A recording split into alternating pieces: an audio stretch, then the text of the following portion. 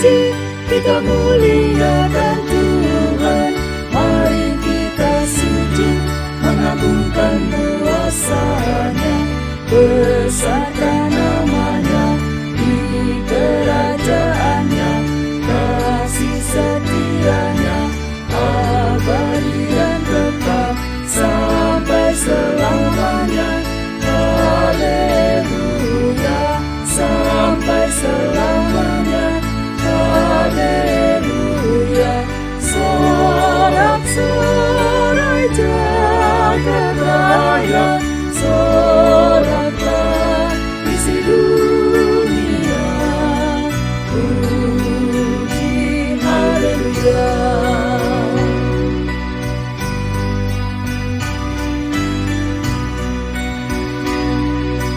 Mari kita puji, kita muliakan Tuhan.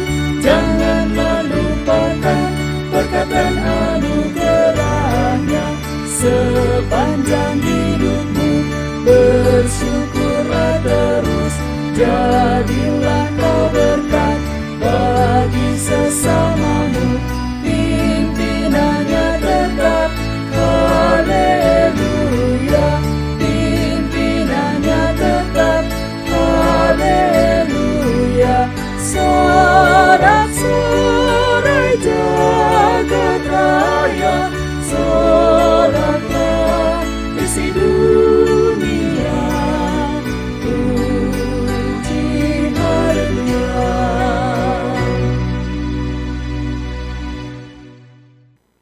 Kebaktian kita berlangsung dalam nama Bapa, Anak, dan Roh Kudus.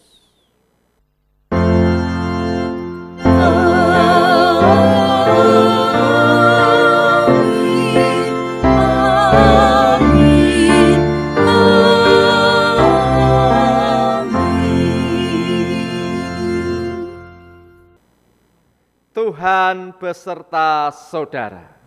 Dan menyertai saudara juga.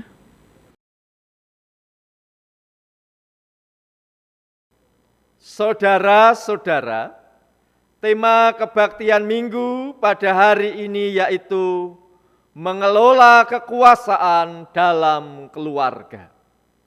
Melalui tema ini, kita didorong untuk memuliakan Tuhan, termasuk dengan menggunakan kekuasaan untuk mendatangkan damai sejahtera di dalam kehidupan keluarga. Kitab Mazmur pasal 96 ayat 4 sampai dengan 6 menyatakan demikian. Sebab Tuhan maha besar dan terpuji sangat, Ia lebih dahsyat daripada segala Allah. Sebab segala Allah bangsa-bangsa adalah hampa, tetapi Tuhanlah yang menjadikan langit. Keagungan dan semara ada di hadapannya, kekuatan dan kehormatan ada di tempat kudusnya. Saudara-saudara, apakah kita sebagai keluarga setia untuk memuliakan Tuhan? Marilah kita mengakui dosa kita di hadapan Tuhan. Ya Allah yang Maha Kuasa, yang kami kenal sebagai Bapa yang Maha Baik di dalam Tuhan Yesus Kristus, melalui pertolongan Roh Kudus. Engkau telah memberikan kekuasaan kepada manusia untuk mengelola lingkungan hidup, tetapi ternyata kami tidak setia untuk merawatnya, bahkan cenderung untuk merusaknya. Ampunilah kami, ya Bapa. Engkau yang Maha Kuasa memberikan kekuasaan kepada setiap anggota keluarga, baik kepada suami maupun istri, orang tua maupun anak, kakak maupun adik, kakek maupun nenek. Ampunilah kami ya Allah, yang telah menggunakan kekuasaan itu untuk menyakiti hati anggota keluarga, bukan untuk mendatangkan damai sejahtera dalam keluarga. Kami berdoa dan mohon pengampunan hanya di dalam nama Tuhan Yesus Kristus. Amin.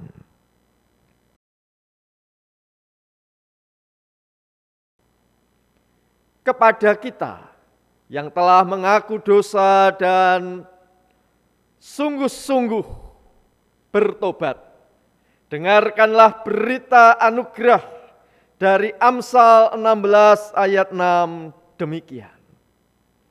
Dengan kasih dan kesetiaan, kesalahan diampuni. Karena takut akan Tuhan, orang menjauhi kejahatan.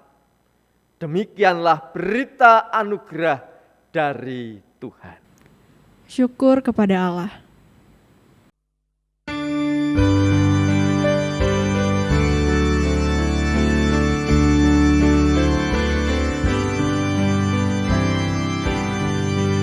Alangkah indahnya kasih setiamu yang hilang dan sesat, bebas dan ketemu. Engkau telah menjemput ke tempat yang gelap, mengangkat umatmu ke alam kebenaran.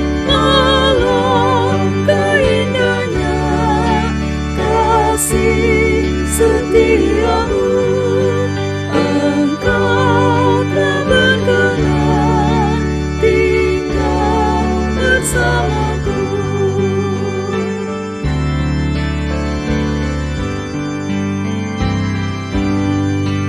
Alangkah indahnya kasih setiamu, Engkau telah berkenan tinggal di rumahku. Rumahku yang kumuh menjadi yang kudus, jiwa dan ragaku menjadi milikmu. Alangkah indahnya kasih setiamu, hatiku yang sendu sungguh jadi teduh.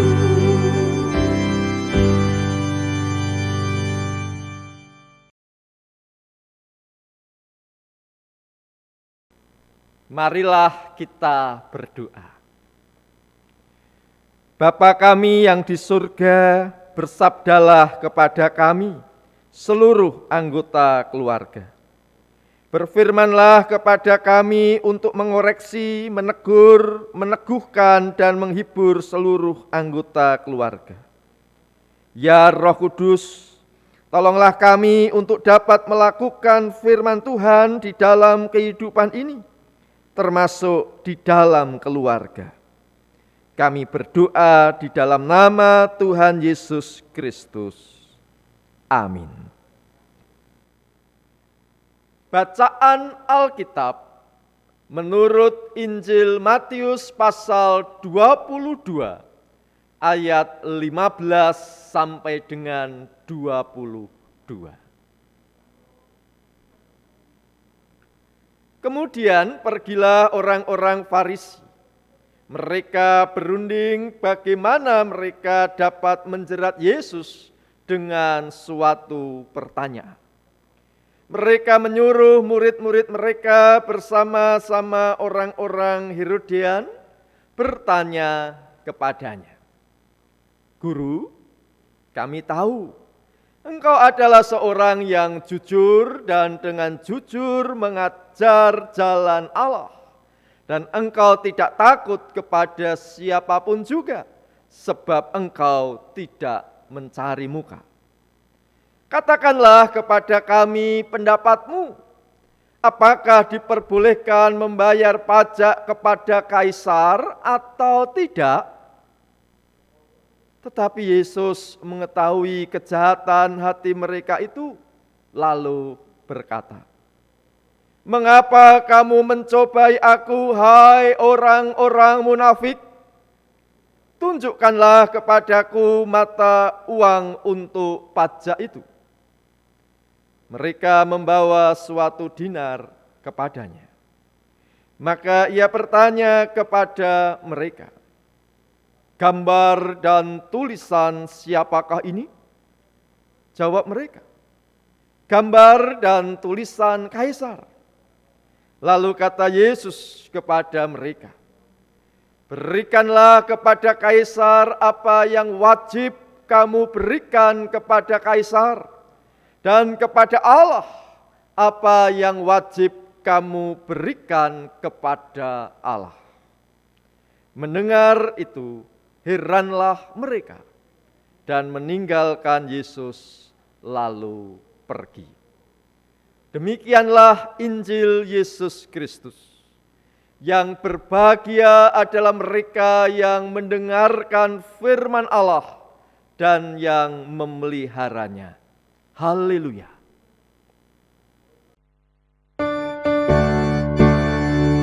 Haleluya, haleluya, haleluya.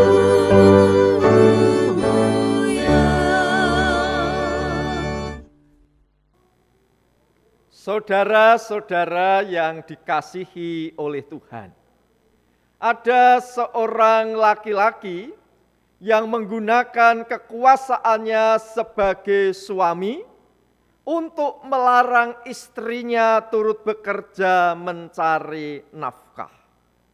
Mulai bulan depan, kamu harus keluar dari pekerjaanmu supaya kamu bisa fokus dalam mengurus anak. Ada seorang perempuan Kristen Protestan yang menggunakan kekuasaannya sebagai istri untuk melarang suaminya beribadah di gereja Katolik dengan ancaman, "Kalau kamu tidak menurut, aku akan menggugat cerai." Mereka berdua adalah sepasang suami istri yang berbeda gereja. Ada seorang balita, anak di bawah 5 tahun, yang menggunakan kekuasaannya untuk mempertahankan mainannya. Ia sama sekali tidak mau meminjamkan sebentar saja mainan itu kepada adiknya. "Enggak, ini punyaku, ini mainanku, ini milikku."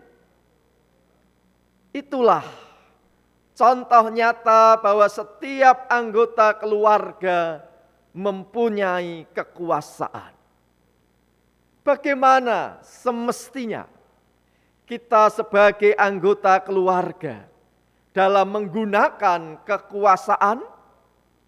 Marilah kita belajar dari Injil Matius pasal 22 ayat 15 sampai dengan 22.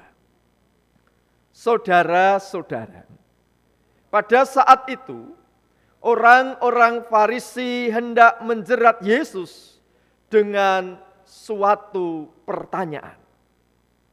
Farisi yaitu suatu golongan dari para nabi, para rabi dan ahli Taurat yang sangat berpengaruh dalam masyarakat Yahudi.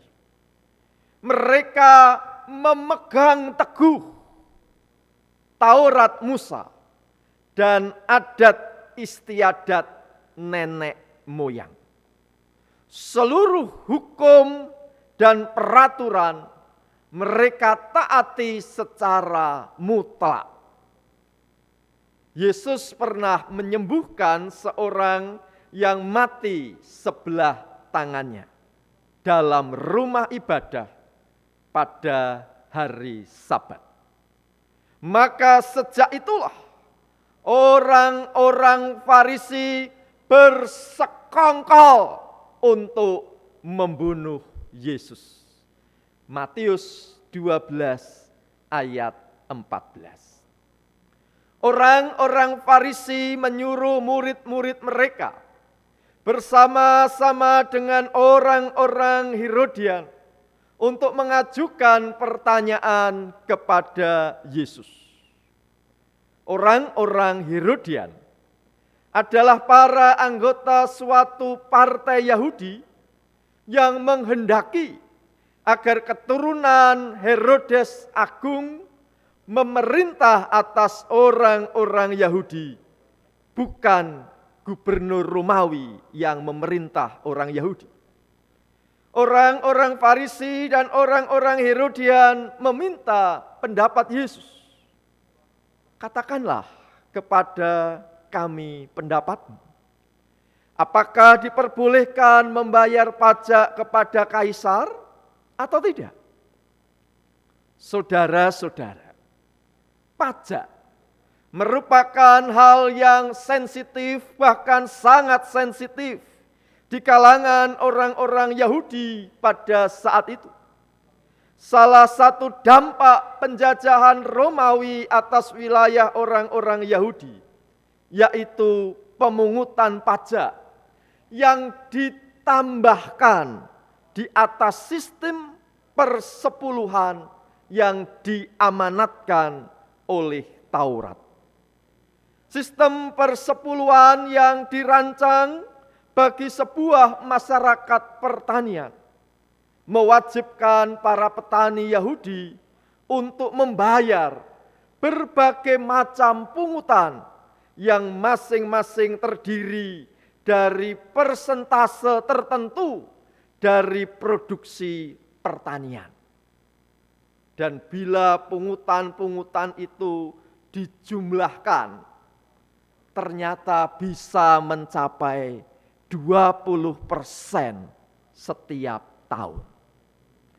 Lalu datanglah penguasa Romawi menambahkan pungutan pajak. Ada pajak kepala yang dihubungkan dengan hasil sensus penduduk. Ada juga sejumlah pajak barang dan jasa. Dua hal yang paling memberatkan para petani yaitu pajak tanah dan pajak hasil panen. Jika dijumlahkan, maka sistem persepuluhan dan pajak pada saat itu bisa mencapai 35% per tahun. Tentu ini sangat memberatkan orang-orang Yahudi pada saat itu. Jika Yesus menjawab, diperbolehkan membayar pajak kepada kaisar, maka Yesus akan dikategorikan sebagai pihak yang pro penjajah, antek Romawi, dan tidak nasionalis. Jangan ikut Yesus karena ia pro kepada penjajah. Jika Yesus menjawab tidak diperbolehkan membayar pajak kepada kaisar, maka Yesus akan dikategorikan sebagai pemberontak kaisar. Hal itu akan menjadi alasan yang kuat untuk melaporkan Yesus kepada pemerintah Romawi agar Yesus segera ditangkap dan dipenjara. Tanggapan Yesus atas pertanyaan orang-orang Farisi dan orang-orang Herodian sungguh tepat. Berikanlah kepada kaisar apa yang wajib kamu berikan kepada kaisar, dan kepada Allah apa yang wajib kamu berikan kepada Allah. Itulah salah satu tindakan yang konkret dalam menegakkan keadilan. Jawaban Yesus tersebut konsisten dengan pewartaan Yesus tentang kerajaan surga. Di dalam Injil Matius 4 ayat 17 dinyatakan, sejak waktu itulah Yesus memberitakan, bertobatlah sebab kerajaan surga sudah dekat. Kerajaan surga atau kerajaan Allah, yaitu kuasa dan pemerintahan Allah yang menyelamatkan, yang nampak dan berwujud dalam lingkungan dan suasana hidup yang di dalamnya terdapat damai sejahtera atau shalom.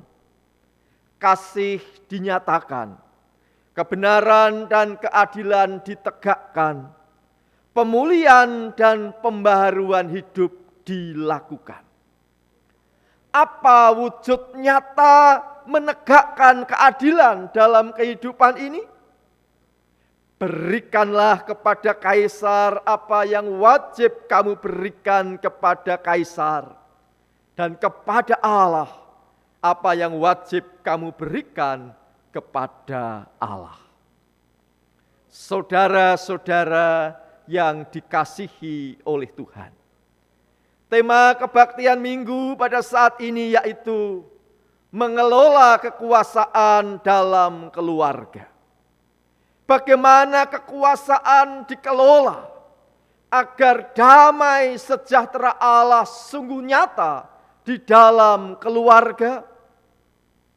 Gunakanlah kekuasaan untuk menegakkan keadilan. Menegakkan keadilan berarti memberikan yang memang selayaknya diberikan kepada yang bersangkutan. Kepada Allah, selayaknya kita menyembah Allah. Kepada Allah, selayaknya kita memberikan persembahan.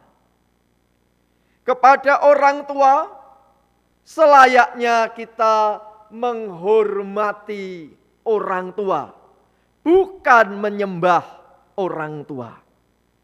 Kepada orang tua kita tidak membawa persembahan, tetapi membawa oleh-oleh, membawa angpau yen ono kalau ada.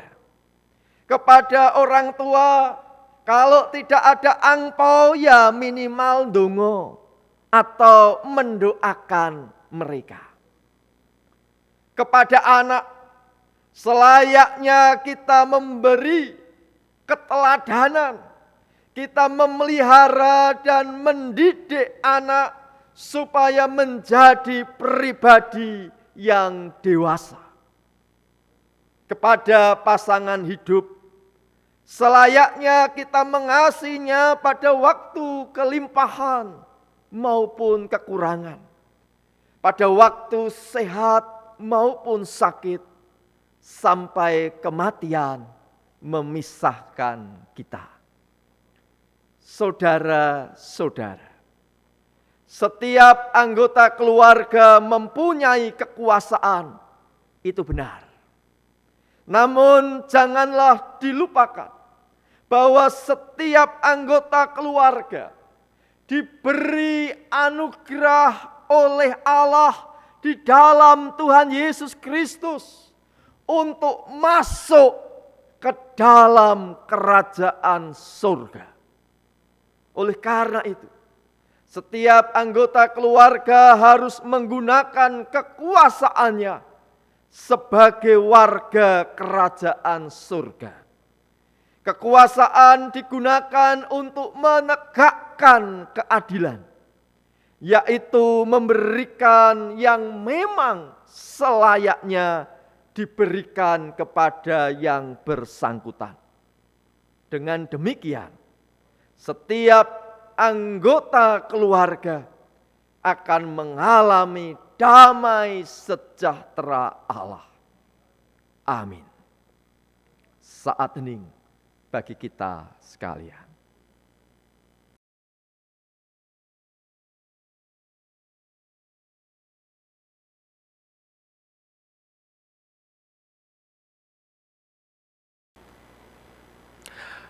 Marilah kita bersama dengan umat Allah di masa lalu, masa kini, dan masa depan, mengingat pengakuan pada baptisan kita menurut pengakuan iman rasuli. Aku percaya kepada Allah, Bapa yang Maha Kuasa, Khalik langit dan bumi, dan kepada Yesus Kristus, Anak yang tunggal Tuhan kita, yang dikandung dari Roh Kudus, lahir dari anak darah Maria, yang menderita sengsara di bawah pemerintahan Pontius Pilatus, disalibkan, mati dan dikuburkan, turun ke dalam kerajaan maut. Pada hari yang ketiga, bangkit pula dari antara orang mati, naik ke sorga, duduk sebelah kanan Allah, Bapa yang Maha Kuasa. Dan dari sana ia akan datang untuk menghakimi orang yang hidup dan yang mati. Aku percaya kepada Roh Kudus, gereja yang kudus dan am, persekutuan orang kudus, pengampunan dosa, kebangkitan orang mati, dan hidup yang kekal. Amin.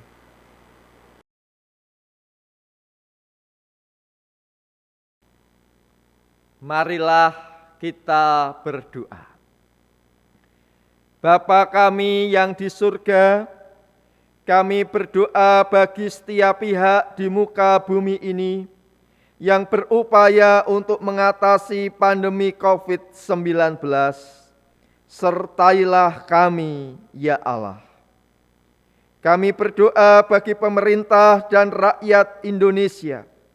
Mampukanlah setiap pihak dalam menggunakan kekuasaan untuk mewujudkan masyarakat adil dan makmur.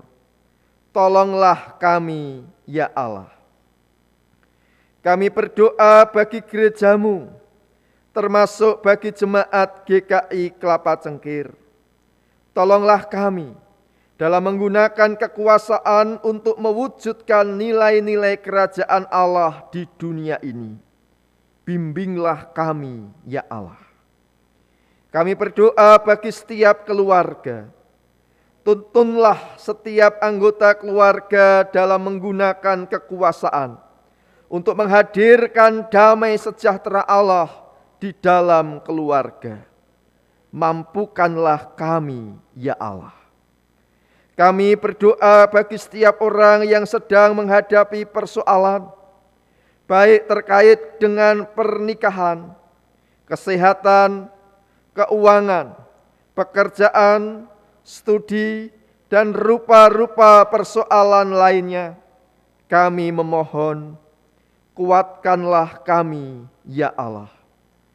Kami berdoa di dalam nama Tuhan Yesus Kristus. Amin. Marilah kita menyatakan syukur kepada Tuhan melalui persembahan. Nas persembahan diambil dari Mazmur 50 ayat 14. Persembahkanlah syukur sebagai korban kepada Allah, dan bayarlah nazarmu kepada Yang Maha Tinggi. Saudara sekalian dapat memberikan persembahan melalui transfer ke rekening Majelis Jemaat GKI Kelapa Cengkir maupun scan QRIS GKI Kelapa Cengkir.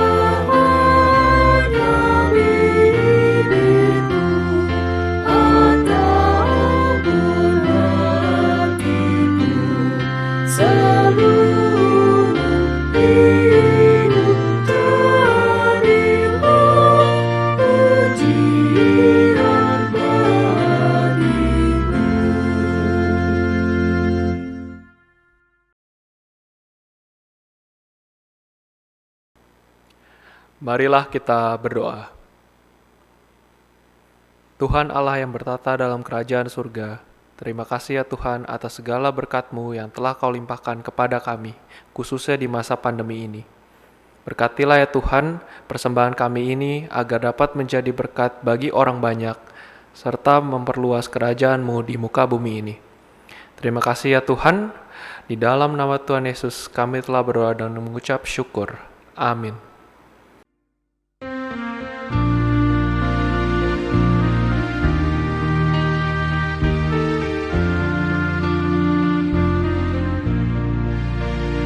Keluarga hidup indah bila Tuhan di dalamnya, dengan kasih yang sempurna Tuhan pimpin langkahnya.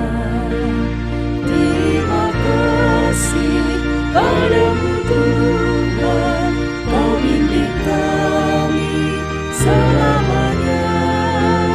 Segala hormat, puji dan syukur kami panjatkan kepadamu.